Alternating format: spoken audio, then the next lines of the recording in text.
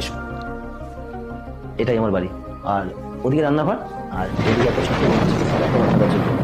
দেখে তোমার হচ্ছে কিছু খাওনি এখনো সকাল থেকে। আমি কিছু অর্ডার করে দিই? না না, আমি রান্না করে নিচ্ছি, আর আমার রান্না করতে বেশি সময় লাগে না। তোমার ইচ্ছে। আর তোমার জন্য ফুলকপি রাখা আছে, ওকে খাই।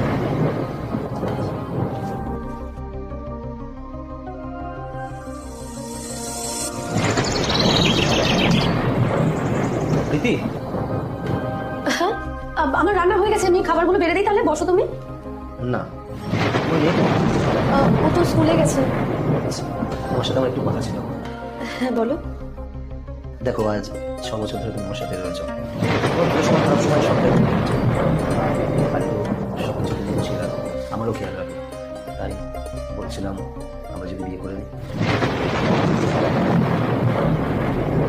আমি আমার মেয়ে আসুক, তারপর ওর সাথে একটু কথা বলে তারপর জানাই। কোনো সমস্যা নেই, তুমি তোমার মেয়ের সাথে কথা বলো। বলছি শোনো না,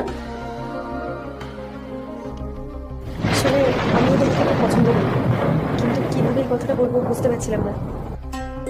আমিও তোমাকে বিয়ে করতে চাই।